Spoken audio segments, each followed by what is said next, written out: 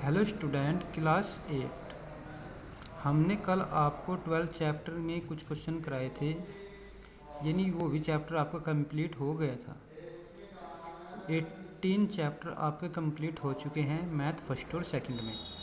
अब आपका 19 चैप्टर चलता है आंकड़ों के प्रबंधन का अध्ययन, यानी आंकड़े क्या होते हैं। सबसे पहले हम इसके बारे में कुछ जानते हैं। हम अपने दैनिक जीवन में विभिन्न प्रकार के संख्यात्मक आंकड़े, जो कि अखबार, टीवी, विद्यालय के परिणामों इत्यादि में दिए गए होते हैं, इन आंकड़ों में विभिन्न स्थानों के दैनिक, साप्ताहिक, मासिक, मौसम के बारे में कि वर्षा होगी या नहीं, संगठन के लाभ, विभिन्न शहरों के प्रदूषण की सूची आदि सम्मिलित रहते हैं। जिस प्रकार आज के टाइम में हम कोरोना महामारी चल रही है, उसके आंकड़े देखते हैं कि यहाँ पर आपके इतने केस मिल रहे हैं, आज इतने मिले, कल इतने, पूरे इंडिया में इतने मिलते हैं। यानी हम आंकड़े के बारे में जानकारी रखते हैं। कुछ महत्वपूर्ण परिभाषाएं। सबसे पहला होता है आंकड़े। आंकड़े क्या होता है? आंकड़े संख्या का वह समूह होता है जो कुछ महत्वपूर्ण सूचनाएं प्रदान करते हैं। जिया जैसे आप कंटिन्यूअस स्कूल में आते हों तो आपकी एक हफ्ते में यानी एक वीक में कितनी अटेंडेंस है, यह दर्शाता है कि आप एक वीक में इतनी बार आए हो, तभी आपके आंकड़ों का समूह या आंकड़े कहलाते हैं। आंकड़े 3 प्रकार के होते हैं। सबसे पहला प्राथमिक आंकड़े। प्राथमिक आंकड़े वह होते हैं जो सीधे रूप से स्रोतों से इकट्ठे किए जाते हैं। यानी हम जैसे रोज़ कंटिन्यू स्कूल में आते हैं तो ये है कि हम एक महीने में कितनी बार स्कूल में आए, यानी हमें पता चलता है कि हम डायरेक्ट अपने आंकड़े अपने आप इकट्ठे कर सकते हैं। यानी वो क्या कहलाता है? आपका प्राथमिक आंकड़े। नंबर 2, द्वितीयक आंकड़े वह होते हैं जो टीवी से, इंटरनेट, अखबार, पत्रिकाओं आदि दूसरे स्रोतों से इकट्ठे किए जाते हैं। जैसे आप टीवी में या इंटरनेट पर देखते हैं कि जैसे आप रोज़ के देखते हैं कि यहाँ पर आज इतने केस मिले हैं इसे कोरोना के, या अखबार में कुछ संख्या है कि आज इतनी बाइकें बिकी हैं, या आज वहाँ पर इतने विस्फोट हुए हैं, इतने व्यक्ति यानी दूसरे देश से मरे हैं, या कुछ भी जो आंकड़े होंगे आपकी में सब इस प्रकार के जो आंकड़े होते हैं दूसरे स्रोतों से हमें पता चलता है, तो ये द्वितीयक आंकड़े कहलाते हैं। उसके बाद आता है यथाप्राप्त आंकड़े। ये क्या होता है? प्रारंभिक रूप से इकट्ठे किए गए आंकड़े यथाप्राप्त आंकड़े कहलाते हैं। यानी जो पहले से ही हमने आंकड़े इकट्ठे किए गए हैं वे आपके यथाप्राप्त आंकड़े कहलाते हैं। ये तो आपके आंकड़ों की परिभाषा दी गई थी। अब उसके बाद आता है बारंबारता बंटन सारणी। यानी क्या है? आंकड़ों को सारणीबद्ध रूप से प्रदर्शित करना बारंबारता बंटन सारणी कहलाती है। यानी आंकड़ों को एक सुव्यवस्थित ढंग से प्रदर्शित करना बारंबारता सारणी कहलाती है। उसके बाद आता है आपका प्रेक्षण। प्रेक्षण क्या होता है? प्रत्येक संख्यात्मक तथ्य प्रेक्षण कहलाता है। जिस संख्या या जिस वस्तु के बारे में आपको बताया गया है वह आपका प्रेक्षण कहलाता है। उसके बाद आपका क्या आता है? समूहबद्ध आंकड़े। यानी समूहबद्ध आंकड़े क्या होते हैं? आंकड़ों को बढ़ते हुए क्रम में या घटते हुए क्रम में व्यवस्थित करना समूहबद्ध आंकड़े कहलाते हैं।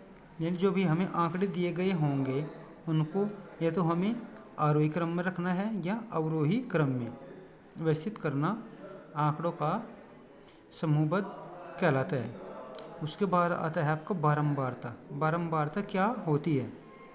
बारंबारता प्रेक्षणों की वह संख्या है जितनी बार वह प्रेक्षण आंकड़ों में आता है। जैसे आपका दे दिया जाए कि कक्षा में आपके 30 छात्र आए हैं, तो आंकड़ों को बारंबारता क्या देखते हैं कि आज कितने टाई बेल्ट पहन कर आए हैं, या कितने आपके बिना टाई बेल्ट के आए हैं, या कितने आपके शूज के आए हैं पहन कर, या कितने प्रॉपर ड्रेस में नहीं आए हैं।